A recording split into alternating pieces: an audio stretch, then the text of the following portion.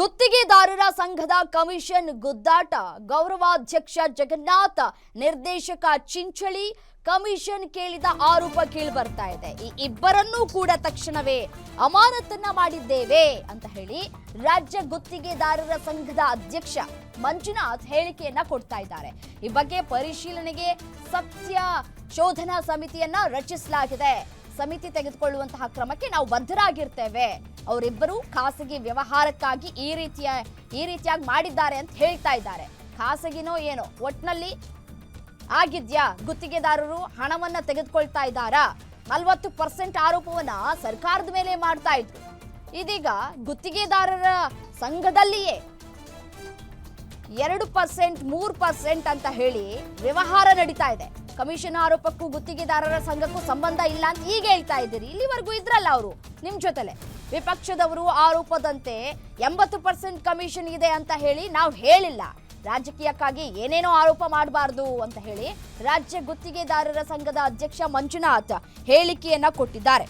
ಬೇಲಿನೇ ಎದ್ದು ಒಲಮೆ ಇದ್ದಂತೆ ಈ ಒಂದು ಪ್ರಕರಣ ನೋಡಿ.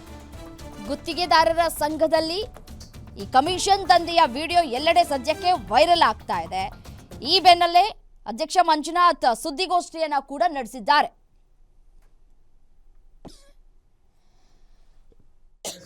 ಆರಂಭದಿಂದಲೂ ಮನವಿ ಮಾಡ್ತಾನೆ ಇದ್ದೀರಾ? ಸರ್ಕಾರ ಮುಗಿದೋದ್ಮೇಲೂ ಸರ್ ಹೌದು ಸರ್, ನಮ್ದೇನಿದೆ ನಾವು ಏನ್ ಗೊತ್ತಾ, ದುಡ್ಡು ಹಾಕಿದೀವಿ. ನಾವು ದುಡ್ಡು ಹಾಕ್ಬಿಟ್ಟು ನಾವು ಸಾಲ ಮಾಡಿ ದುಡ್ಡು ಹಾಕಿದ್ವಿ, ಒಡೆ ವಸ್ತ್ರ ಇಟ್ಟು ದುಡ್ಡು ಹಾಕಿದ್ವಿ, ಮನೆ ಮಠ ಮಾಡಿ ದುಡ್ಡು ಹಾಕಿದೀವಿ. ಆದ್ರೆ ನಾವು ಏನ್ ಗೊತ್ತಾ, ಶಾಂತ ರೀತಿಯಿಂದ ಸಾಧ್ಯವಾದಷ್ಟು ಒಂದು ಪ್ರೀತಿ ವಿಶ್ವಾಸದಿಂದ ನಾವು ದುಡ್ಡು ತಗೋಬೇಕೇ ಹೊರತು ನಾವು ಘರ್ಷಣೆಗೆ ಹೋದ್ರೆ ನಮ್ಗೆ ಏನು ಇದಿಲ್ಲ. ಯಾಕೆ ಅಂದ್ರೆ ಅದಲ್ಲ ಅದು ನಮ್ದು. ಯಾಕಂದ್ರೆ ನಮ್ಮಿಂದ 1.5 ಲಕ್ಷ ಜನ ಇದ್ದಾರೆ.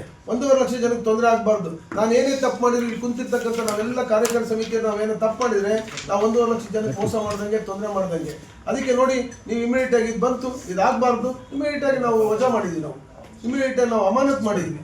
ಸೊ ಈ ತರ ನಾವು ಇಮಿಡಿಯೇಟ್ ಆಕ್ಷನ್ ತಗೊಂತೀವಿ. ನಮಗೂ ಅದಕ್ಕೂ ಯಾವುದೇ ಸಂಬಂಧ ಇಲ್ಲ.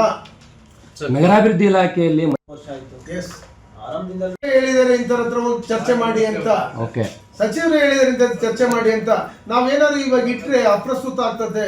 ಅವ್ರು ಮೀಟಿಂಗ್ ಕರೆದಾಗ ನಾವು ನಿಮಗೆ ಹೇಳ್ತೀವಿ, ಮೀಟಿಂಗ್ ಅಲ್ಲಿ ಅದನ್ನ ತೋರಿಸ್ತೀವಿ ನಿಮ್ಗೆ. ಯಾರು ಹೇಳಿದ್ದು, ತಡೆಯಪ್ಪ ಇಂಥರ ಹತ್ರ ಹೋಗಿ, ಈಗ ಶಿವಪುರ ಹತ್ರ ಹೋಗಿ ಅಂತ ಹೇಳಿ ಯಾರು ನಾನೊಬ್ಬ ಹೇಳ್ಬೇಕಲ್ಲ. ಅದೇ ತರ ಮಾನ್ಯ ಸಚಿವರು ಇಂಥರ ಹತ್ರ ಹೋಗಿ ಅಂತ ಅಂದೇಳಿ ಅವರೇ ಹೇಳಿದ್ದಾರೆ.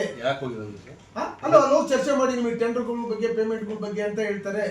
ಇದು ಸತ್ಯ. ನಾವು